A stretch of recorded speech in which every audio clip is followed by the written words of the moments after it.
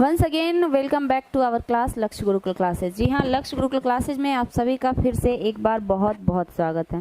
Last class हमने physics लिया था आप लोगों के बीच। आई होप कि फिजिक्स आप लोगों को समझ में आया होगा। अगर नहीं भी समझ में आया होगा, मैंने लास्ट टाइम भी कहा है, कमेंट बॉक्स खुला हुआ है, प्लीज़ आप लोग कमेंट करें। जो भी चीज़ें समझ में नहीं आई हो उसको मैं नेक्स्ट क्लास में ज़रूर कोशिश करूँगी बताने का। चलिए, आज हम लोग करेंगे केमिस्ट्री की क्लासेज। केमिस्ट्री क्लासेज में same as it is physics की क्लासेज जैसे फर्स्ट क्लास सर ने लिया था और सेकेंड क्लास हमने लिया था फिजिक्स में। केमिस्ट्री में भी फर्स्ट क्लास आप देखे होंगे, लक्ष्य गुरुकुल क्लासेस पे ऑलरेडी अपलोडेड होगा, वो सर के द्वारा लिया गया था। इसको कंटिन्यू कर रही हूँ मैं आप लोगों के बीच केमिस्ट्री। जी हाँ, आप सभी जानते हैं केमिस्ट्री में क्या कुछ पढ़ना होता है। बचपन में जब हम लोग साइंस पढ़ते हैं तो साइंस को 3 पार्ट में बांटा जाता है। साइंस को नॉर्मली 3 पार्ट में बांटा जाता है, जिसमें फिजिक्स होता है, केमिस्ट्री होता है और बायोलॉजी होता है। रसायन शास्त्र, भौतिकी शास्त्र और जीव विज्ञान, 3 चीज़ आपको पढ़ने को मिलता है। चलिए, इसी में पढ़ना है केमिस्ट्री। नॉर्मली आप जानते होंगे कि केमिस्ट्री और फिजिक्स और जीव विज्ञान, बायोलॉजी, तीनों का जो सिलेबस होता है एक बार मैं बताना चाहूँगी। तीनों का जो सिलेबस होता है अप टू 10th लेवल का ही होता है। हर लगभग जनरल कंपटीशन के जितने भी एग्जाम्स है, सारे एग्जाम्स में आपका 10th लेवल का सिलेबस होता है। थोड़ा बहुत उसी में डेप्थ होता है, जो कि यहाँ पे जब आपका क्लासेज होगा तो मैं कोशिश करूँगी उस चीज़ को टच करने का जहाँ से हमारे सिलेबस लिया जाता है और जहाँ से क्वेश्चन को उठाया जाता है। लास्ट क्लास में आप पढ़े होंगे मैटर के बारे में। सबसे पहले इजी वे में आप सभी जानते होंगे कि मैटर होता क्या है, व्हाट इज मैटर, या फिर द्रव्य क्या होता है। कोई भी दुनिया में कोई भी वस्तु, कोई भी थिंग जो स्पेस ऑक्यूपाई करे, जो जगह छेकता हो। जैसे मैंने क्या कहा, ये एक मार्कर है। अब ये मार्कर को मैंने यहाँ पे रखा तो इतना स्पेस ये ले रहा है। इसको रखने के लिए अगर हम इसको कहीं भी रखना चाहेंगे तो हम वहाँ पे इतना जगह होना चाहिए, तभी हम इसको वहाँ पे रख सकते हैं। तो दुनिया में कोई भी चीज़ें, जो वस्तु जो जगह छेकती हो, वो मैटर होता है, द्रव्य होता है। उसके बाद आते हैं उसकी प्रॉपर्टी पे, उसमें गुण क्या होता है, ठोस है, द्रव है, गैस है। आपको लास्ट क्लास में सर ने बताया था। और नॉर्मली क्या होता है कि जब हम जूनियर क्लास में होते हैं तो हमें बताया जाता है कि पदार्थ 3 तरह के होते हैं। क्या होते हैं? ठोस, द्रव और गैस, सब जानते होंगे। लेकिन जब हम अपर क्लास में जाते हैं तो हमें पता चलता है कि वाकई में रियल में पदार्थ 3 तरह के नहीं, पदार्थ 5 तरह के होते हैं। 2 चीज़ें उसमें बढ़ जाता है, एक प्लाज्मा अवस्था और एक बोस-आइंस्टाइन कंडेंसेट। 2 चीज़ें बढ़ जाता है। प्लाज्मा अवस्था आप लोग देखे होंगे, जेली टाइप की बहुत सारी चीज़ें होती हैं। वो क्या होता है ना, जेली टाइप की जो चीज़ें होती हैं, ना ही हम उसको ठोस बोल सकते हैं और ना ही हम उसको द्रव बोल सकते हैं। क्यों नहीं बोल सकते हैं? क्योंकि ठोस जो होता है, ठोस में जब प्रेशर लगाते हैं तो वो अपने आकार में परिवर्तन नहीं करता है। और रह गई बात द्रव की, तो द्रव को जब हम पकड़ना चाहे तो वो नहीं पकड़ाता। लेकिन जेली एक ऐसा पदार्थ है कि दिखने में ठोस होता है, जब आप उसको छुएंगे तो वो बहुत ही सॉफ्ट होता है, जिस वजह से उसको हम पदार्थ का एक और अवस्था माना गया और उस अवस्था को नाम दिया गया प्लाज्मा अवस्था। तो वो क्या हो गया? आपका प्लाज्मा अवस्था हो गया। बोस-आइंस्टाइन कंडेंसेट जो है एक वैज्ञानिक थे जिन्होंने एक और अवस्था, पदार्थ को एक और अवस्था, मतलब उसकी इन तीनों के अलावा, चारों के अलावा पदार्थ एक और अवस्था में पाया जाता है, कभी कभी ऐसा देखा जाता है, तो उसको उनके नाम पे रखा गया। टोटली 5 अवस्था सर ने बताया था। चलिए, उसी चीज़ को हम आगे कंटिन्यू करेंगे। मैटर आप पढ़ चुके थे। अब मैटर में ही क्या होता है ना कि जब मैटर का क्लासिफिकेशन किया जाता है बहुत तरह का, तो नॉर्मली तो ठोस का क्या गुण होता है, द्रव का क्या गुण होता है, गैस का क्या गुण होता है, हमें बताने की ज़रूरत नहीं है, फिर भी मैं एक बार दोहरा देना चाहूँगी।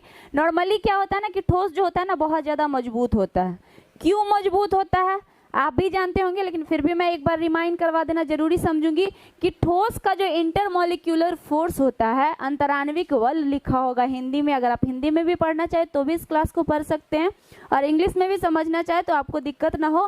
ठोस में क्या होता है ना, कोई भी सामान क्या होता है, बहुत सारे छोटे छोटे कणों से बना होता है। दुनिया की कोई भी वस्तु होती है वो छोटे छोटे कण से मिलकर बना होता है। तो उसके अंदर जो कण होता है ना, उसमें क्या होता है ना, इंटरमॉलिक्यूलर, इसके अंदर फोर्स लगता है। उसमें एक सेंटर होता है और इसमें एक, इसके अंदर जो फोर्स लगता है उसको अंदर में कण से कण के बीच में मतलब इंटरेक्शन, आकर्षण बल लगता है। एक कण दूसरे कण को क्या करता है, अपनी ओर खींचता है।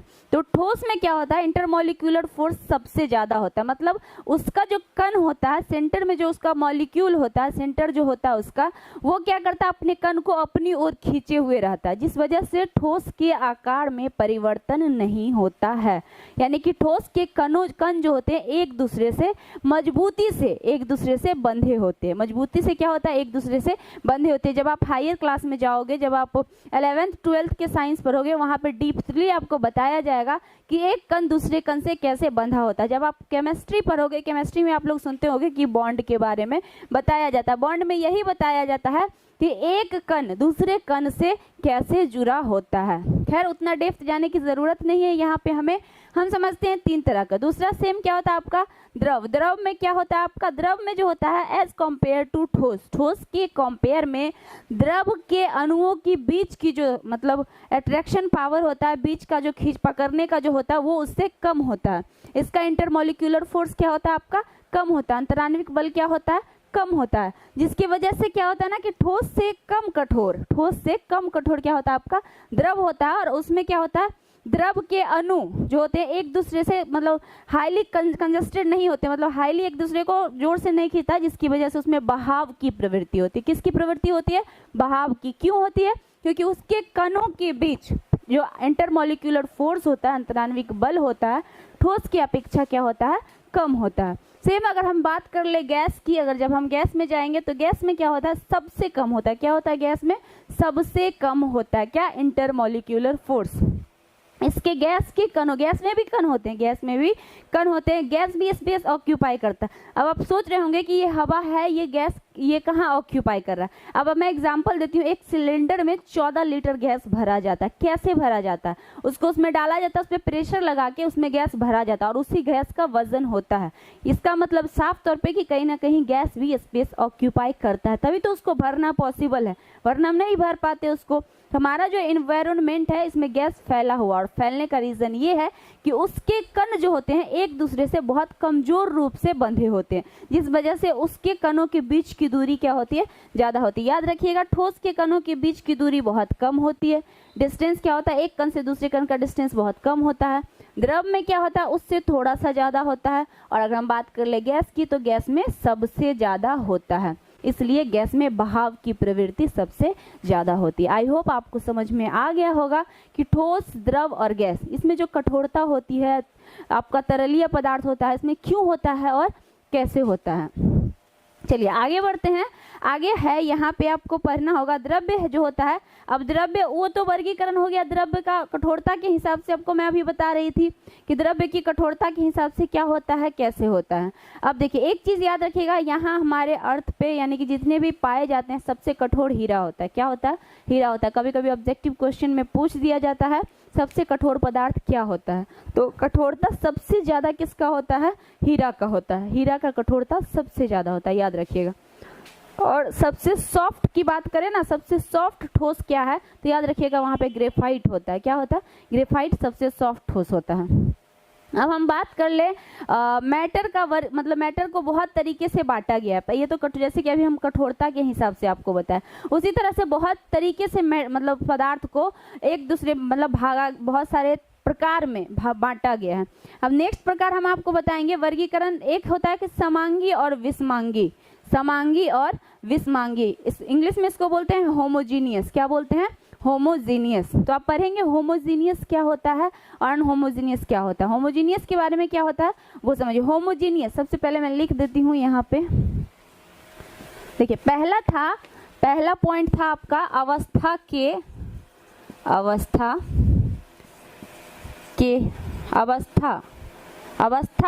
जब अवस्था के तरह मतलब अवस्था, किसी भी वस्तु के अवस्था के हिसाब से अगर वर्गीकरण किया गया किसी भी मैटर का, उसके अवस्था के हिसाब से अगर हम वर्गीकरण करेंगे किसी भी पदार्थ, किसी भी मैटर का हिंदी पदार्थ भी लिखा रहेगा, द्रव्य भी लिखा रहेगा, कंफ्यूज मत होइएगा। किसी भी द्रव्य का अवस्था के हिसाब से क्या होता है, 5 होता है। लास्ट क्लास में ऑलरेडी सर ने आपको बता रखा है, इसके बारे में मैं दोबारा आपको नहीं बताऊंगी। नेक्स्ट चलिए, नेक्स्ट हम आते हैं वर्गीकरण। नेक्स्ट वर्गीकरण हम आपको बताते हैं कि द्रव, जैसे कि मैटर द्रव है, ठीक है, इसका द्रव का वर्गीकरण, द्रव्य 2 तरह का, समांगी और विषमांगी। क्या होता है मैं उसको समझाती हूँ। पहला समांगी में समांगी और दूसरा विषमांगी। दूसरा आपका है विषमांगी। अब समझिएगा, अब जो है कोई भी जो द्रव होता है, द्रव के अंदर द्रव्य के अंदर मैंने अभी अभी आपको क्या बताया कि छोटे छोटे कण होते हैं। क्या होते हैं? छोटे छोटे कण होते हैं। अब वो छोटे छोटे कण क्या होते हैं? परमाणु और अणु होते हैं। जब आप केमिस्ट्री के डेप्थ में जाएंगे तो वहाँ आपको बताया जाएगा कि जो छोटे छोटे कण मौजूद होते हैं वो क्या होते हैं? परमाणु और अणु होते हैं। क्या होते हैं? परमाणु और अणु होते हैं। उससे भी जब आप डेप्थ में जाइएगा तो आपको बताया जाएगा कि वो परमाणु और अणु का भी छोटा रूप होता है, जो कि इलेक्ट्रॉन, न्यूट्रॉन और प्रोटॉन होता है। क्या होता है? इलेक्ट्रॉन, न्यूट्रॉन और प्रोटॉन। उससे भी छोटा जाइएगा तो वहाँ पे इलेक्ट्रॉनों, न्यूट्रॉनों, प्रोटॉनों, मतलब कोई भी जो कण जो है, कण सबसे पहले लोगों को लगा नहीं ऐसे ही वस्तु होता है, इसमें कुछ नहीं होता है। लेकिन जब धीरे धीरे हमारा साइंटिफिक सब कुछ बढ़ा, हमारा साइंस आगे बढ़ा, तो पता चला कि नहीं, वाकई में कोई भी पदार्थ जो होता है वो छोटे छोटे कण से मिलकर बना होता है। तो भाई वो कण क्या होता है? तो फिर पता चला उस कण का नाम होता है अणु और परमाणु। फिर पता चला कि अणु और परमाणु को भी छोटा छोटा किया जा सकता है। क्या किया जा सकता है? छोटे छोटे पार्टिकल में बांटा जा सकता है। तो उसका नाम है, वहां पे जब जाएंगे तो इलेक्ट्रॉन, प्रोटॉन और न्यूट्रॉन। फिर उसका भी छोटा छोटा रूप होता है। बहुत डेप्थ हो जाएगा, वहां तक जाने की जरूरत नहीं है, क्योंकि कंपटीशन लेवल यहीं तक, कंपटीशन में क्वेश्चन का लेवल यहीं तक रहता है। उससे आगे अगर आपको पढ़ना है तो 11th 12th में, हाँ, वहाँ आपका क्वेश्चन में काम आएगा। जेईई मेंस का अगर आप प्रिपरेशन कर रहे हैं तो, मेडिकल का अगर आप प्रिपरेशन कर रहे हैं तो आपको उस लेवल से क्वेश्चन पूछा जाएगा। चलिए अब देखिए, द्रव्य को समांगी और विषमांगी में बांटा गया है उनमें मौजूद जो कण होते हैं उसके आधार पर। किसके आधार पे? उस पे मौजूद कण के आधार पे। विषमांगी को मिश्रण भी कहते हैं। विषमांगी को क्या कहते हैं? मिश्रण भी कहते हैं। मिश्रण भी कहते हैं। अब समझिए, समांगी है। समांगी जो होता है पदार्थ का, जो पहला अवस्था समांगी होता है, समांगी दो तरह का होता है। क्या होता है वो समझिएगा। एक होता है शुद्ध,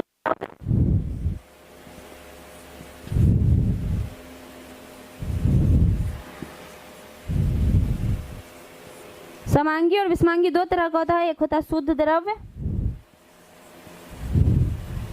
एक होता है शुद्ध द्रव्य, और दूसरा होता है आपका विलयन। दूसरा होता है आपका विलयन, या इसी को ही कहते हैं समांगी मिश्रण। क्या कहते हैं? समांगी मिश्रण। याद रखिएगा, समांगी मिश्रण। अब समझिएगा, दो तरह का होता है समांगी और विषमांगी। समांगी में क्या होता है? आपका शुद्ध द्रव्य, और समांगी विलयन। विलयन को ही क्या कहते हैं? समांगी मिश्रण कहते हैं। और दूसरा होता है मिश्रण। दूसरा क्या होता है? विषमांगी भी बोल सकते हैं, या फिर सीधा सीधा आप बोल दीजिए। विषमांगी में थोड़ा सा कंफ्यूजन होगा, मैं डायरेक्ट लिख दे रही हूँ, मिश्रण। क्या होगा? मिश्रण होगा। अब समझिए, बहुत ही आसान चैप्टर है और बहुत ही मजा आएगा अगर आप इसको अच्छे से समझेंगे। बहुत सारे लोगों को लगता है कि साइंस दुनिया का सबसे भारी सब्जेक्ट है, लेकिन वाकई में अगर मैं कहूँ तो साइंस दुनिया का सबसे हल्का सब्जेक्ट है। क्यों हल्का सब्जेक्ट है? क्योंकि हिस्ट्री जो भी होता है आपका, एसएसटी का जो भी चैप्टर्स होता है उसमें आपको याद रखने होते हैं। क्या याद रखने होते हैं? तो ईस्वी याद रखना होता है, आपको नाम याद रखना होता है राजा महाराजाओं का, फिर से कौन सा युद्ध कब हुआ, मतलब जितनी भी चीजें उसमें आप पढ़ोगे उसमें आपको याद रखने की जरूरत है। अगर आपको पूरा कहानी पता है और आपको ईस्वी सिर्फ याद नहीं है तो आप क्वेश्चन करके नहीं आओगे। लेकिन सबसे बेस्ट अपॉर्चुनिटी होता है साइंस। साइंस इसलिए सबसे हल्का होता है कि साइंस में आपको याद रखने की कोई जरूरत ही नहीं। एक बार अगर आप समझ गए तो आप समझ के क्वेश्चन का आंसर कर सकते हो। कुछ ऐसे चीज होते, कुछ ही मतलब 25% याद करने वाली चीजें होती है और 75% क्या होता है? आपका समझने वाला चीज होता है। इसलिए साइंस वाकई में अगर आप जब पढ़ोगे दिलचस्पी लेके और अच्छे से तो आपको बहुत अच्छा लगेगा। लेकिन अगर मैं बात करूँ एसएसटी की, तो एसएसटी में 75% चीजें जो होती है आपको याद करने वाली चीजें होती हैं और 25% चीजें समझने वाली होती है। वहाँ पे समझने वाली कोई चीज होती नहीं है। तो ये डिपेंड करता है आप पे कि आपको मजा किस में आता है, याद करने में या समझने में। अगर समझने में मजा आता है तो आइए हमारे साथ। चलिए, हम बता रहे थे आपको दो प्रकार का बताया द्रव्य। पहला था आपका शुद्ध द्रव्य,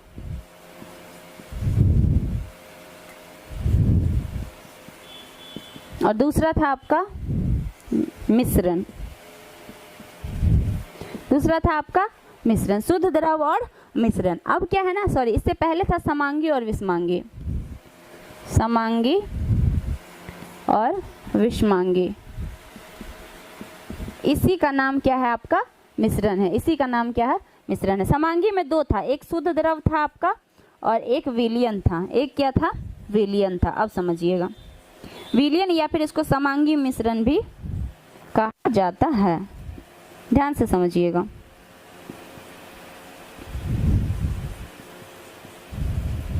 क्या कहा जाता है?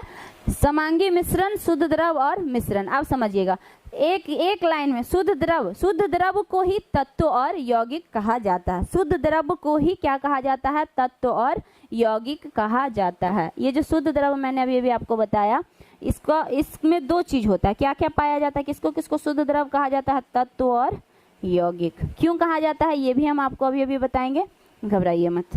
शुद्ध द्रव में कौन सा आता है? तत्व और यौगिक। कौन सा आता है? तत्व और यौगिक। का दूसरा क्या है? यही रह जाएगा आपका विलयन और समांगी मिश्रण। वो क्या होता है वो भी हम आपको बताएंगे। नेक्स्ट है, ये सिर्फ मिश्रण का मिश्रण ही रह जाता है। चलिए अब शुरू करते हैं यहाँ से। समांगी और विषमांगी शुद्ध द्रव। शुद्ध द्रव में क्या क्या आता है आपका? शुद्ध द्रव और विलयन। शुद्ध द्रव में आपका क्या क्या आता है? तत्व और यौगिक। ध्यान से समझिएगा, तत्व किसको कहते हैं, तत्व क्या होता है वो ध्यान से समझिएगा। सबसे पहले क्या होता है ना कि तत्व जो होता है वो सारा पदार्थ, वह सभी पदार्थ जो केवल एक अणुओं से मिलकर बना हो, मतलब एक ही प्रकार के अणुओं से मिलकर बना हो, उसको क्या कहते हैं? तत्व कहते हैं। इसीलिए इसको उसका दूसरा नाम शुद्ध द्रव भी दिया गया। शुद्ध का क्या मतलब हुआ? इसमें किसी भी प्रकार की मिलावट नहीं है। मान के चलिए एक छोटा सा एग्जांपल मैं आपको बताती हूँ। गांव में दूध बिकता है तो हम लोग क्या कहते हैं? इसका दूध है ना, फलाना का दूध है वो शुद्ध है। क्या बोलते हैं? कि फलाना का दूध पूरा शुद्ध है। क्यों बोलते हैं? क्योंकि हमको लगता है ना कि वो पानी नहीं मिलाया, तो हम उसको क्या बोलते हैं? शुद्ध बोलते हैं। मतलब उसमें सिर्फ और सिर्फ क्या होता है? दूध होता है। वही अगर कोई पानी मिला देता है तो हम बोलते हैं ये शुद्ध दूध नहीं है। क्यों बोलते हैं? क्योंकि हमको डाउट रहता है कि उसमें दूध के अलावा और भी कुछ चीजें मिक्स की गई है। एकदम आसान भाषा में समझिएगा। या फिर आप देखिए, घी है, घर का अगर घी रहता है तो हम बोलते हैं कि किसी को अरे ये प्योर घी है, इसको खाइएगा तो बहुत पावर मिलेगा। क्यों? क्योंकि हमको पता होता है कि घर का जो घी है उसमें मिलावट नहीं है। लेकिन जब हम मार्केट से घी खरीद के लाते हैं तो हम बोलते हैं ये प्योर घी नहीं है। क्यों बोलते हैं ऐसा? क्योंकि हमको डाउट रहता है कि इसमें कुछ भी एक्स्ट्रा चीजें मिलावट की गई होगी। सेम प्रकार है यहाँ के समझिएगा तत्व। इसलिए तत्व जो होता है, जो एक ही प्रकार के अणुओं से मिलकर बना होता है, उसको क्या कहते हैं? तत्व कहते हैं। हमको नहीं लगता है कि अब आपको थोड़ा सा भी कंफ्यूजन होगा तत्व में। जैसे देखिए, बहुत सारा हम आपको अणु और परमाणु का बात कर रहे थे, तो अणु और परमाणु केमिस्ट्री में कैसे पढ़ा जाता है आप जानते होंगे। टोटल पाए जाने वाले कितने तत्व हैं ये भी आप जानते होंगे। अणु परमाणु जितने भी रासायनिक चीजें बनती है आप जानते होंगे कि रसायन में पढ़े होंगे, 10th में आप लोग टेबल में पढ़े होंगे तत्व के बारे में। Hydrogen, helium, lithium, beryllium, boron, ऐसे करके अभी तक टोटल 108 खोज हुआ है परमाणुओं का। कितना खोज हुआ है? 108। तो उसी सबको मैं तत्व और परमाणु और अणु बोल रही हूँ। अब देखिए, तत्व जैसे कि यह हाइड्रोजन है, जैसे 118, हाँ सॉरी 108 नहीं, अभी तक तो कुल 118 परमाणुओं का खोज हो चुका है। आगे और भी हो सकता है, लेकिन अभी तक कितना जानकारी में है? 118। तो मैंने अभी तत्व कहा। तत्व कैसे होगा? जैसे कि H2 क्या है? H2 एक तत्व है। H2 क्या है? तत्व है। अगर मैं बात कर लूँ O2, क्या बात कर लूँ मैं? O2 क्या है? एक तत्व है। लेकिन अगर मैं बोलूँ कि H क्या है, यह एक तत्व नहीं है। H क्या है? यह एक तत्व नहीं है। H क्या है? एक परमाणु या एक अणु है, यह तत्व नहीं है। लेकिन अगर मैं बोलूँ H2 तो यह एक क्या है? तत्व है। क्यों तत्व है? क्योंकि H2 जो है 2 हाइड्रोजन से मिलके बना है। किससे बना है? 2 हाइड्रोजन से मिलके बना है। तो ये क्या हो गया आपका? तत्व हो गया। O2 क्या हो गया आपका? तत्व हो गया। अभी हम क्या बोले कि एक ही प्रकार के अणु या परमाणु से मिलकर बने हुए पदार्थ को क्या कहते हैं? तत्व कहते हैं। दूसरा समझिए,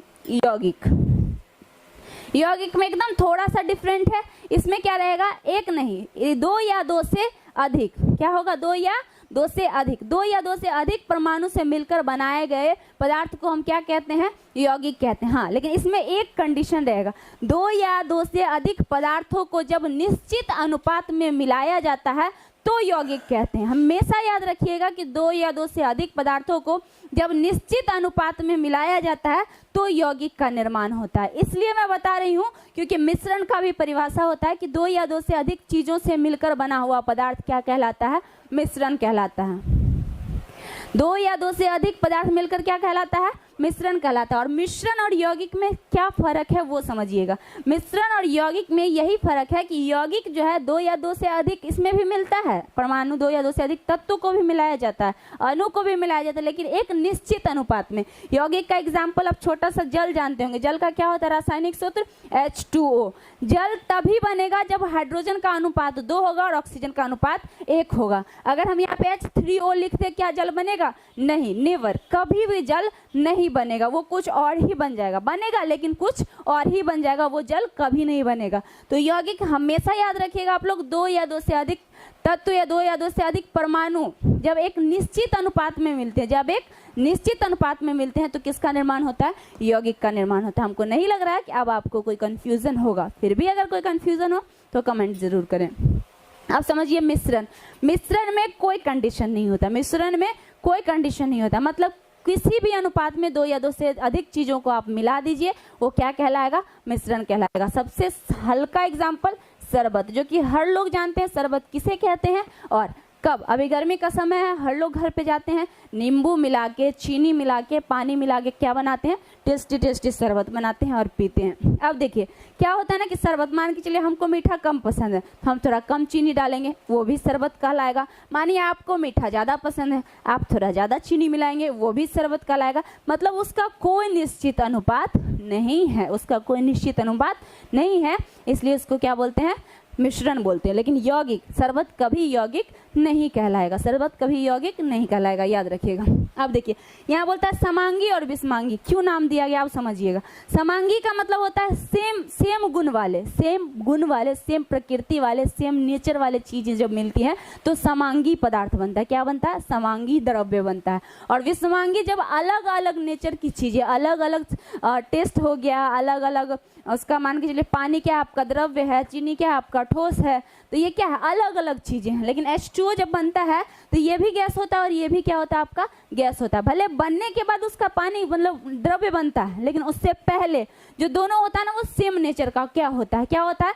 सेम नेचर का होता है, इसलिए इसको क्या बोला जाता है? समांगी। ध्यान दीजिएगा, गौर से समझिएगा, बहुत बहुत छोटी चीज है लेकिन बहुत समझने वाली चीज है। एक बार अगर आप समझ गए तो हमें नहीं लगता दोबारा फिर कहीं भी आपको समझने की जरूरत पड़ेगी। समांगी एक प्रकार, एक जैसे गुण वाले चीजों को मिलाकर जब बनाया जाता है तो वो समांगी मिश्रण होता है। और विषमांगी जब अलग अलग प्रकार के गुण वाले, अलग अलग प्रकार के नेचर वाले चीजों को मिलाकर बनाया जाता है तो वो क्या कहलाता है? विषमांगी। नाम से ही पता चल रहा है। तो यहाँ तक हम जो भी आपको बताया सब सेम नेचर के मिलाए जाते हैं। क्या होता है?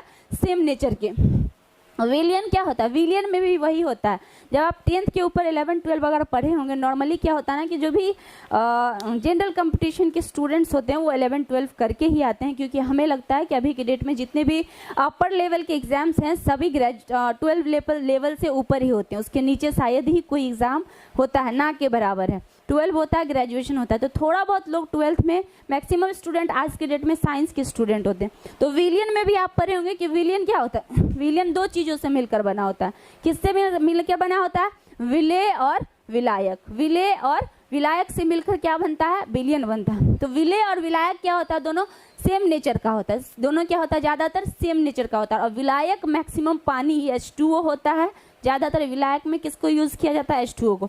और एक चीज होता है कि विलय की मात्रा हमेशा कम होती है और विलायक की मात्रा हमेशा ज्यादा होती है। विलय और विलायक से मिलकर जो बनता है विलियन बनता है। उसमें भी एक निश्चित अनुपात होता है, याद रखिएगा, उसमें भी एक निश्चित अनुपात होता है और सेम नेचर का होता है, इसलिए उसको शुद्ध बोला जाता है। क्या बोला जाता है? उसको शुद्ध बोला जाता है, क्योंकि विलियन बनने के लिए विलय और विलायक की मात्रा जो होती है एक निश्चित मात्रा होती है, तभी विलियन बनता है, अदरवाइज विलियन नहीं बनता। अब मैं आपको बताती हूँ कि यहाँ पे क्या है ना कि मिश्रण, मान कर चलिए पानी कम है और चीनी बहुत ज्यादा डाल दिए, क्या शरबत बनेगा? नहीं बनेगा। तो इसे विलियन क्या होता है कि से मतलब एक निश्चित अनुपात में डाला जाता है तब बनता है। आई होप कि यहाँ तक जितनी भी चीजें हैं आपको समझ में आ गया होगा। कोई कंफ्यूजन होगा तो आप कमेंट बॉक्स में लिख सकते हैं। हम चाहेंगे लंबा क्लास नहीं करने का, क्योंकि लंबा क्लास लोग बोर हो जाते हैं और समझ में मन नहीं करता पढ़ने का, तो आधा अधूरा क्लास छोड़ देते हैं। आधा क्लास करेंगे आपको समझ में नहीं आएगा, फिर कोई फायदा नहीं होगा उस क्लास को करने का। चलिए आज के लिए इतना ही, अगले क्लास में हम लोग पढ़ेंगे। इसके बाद हमें लगता है तत्व तो हमने बता दिया आपको, यौगिक भी बता दिया, मिश्रण भी बता दिया, ये तीनों हमने बता दिया। अब इसके आगे मिश्रण और यौगिक में अंतर क्या, ये भी लगभग हमने बता ही दिया। अब थोड़ा सा बच गया, नेक्स्ट क्लास में हम लोग इसके आगे करेंगे। आज के लिए इतना ही। एक बार कहना चाहूँगी प्लीज़ आप लोग लक्ष्य गुरुकुल को ढेर सारा प्यार और आशीर्वाद दीजिए, सब्सक्राइब करिए, शेयर करिए, और जो भी प्रॉब्लम्स हो, जो नहीं समझ में आए, कमेंट बॉक्स में लिखिए। अगले क्लास में हमारा कोशिश रहेगा उस चीज़ को बताना।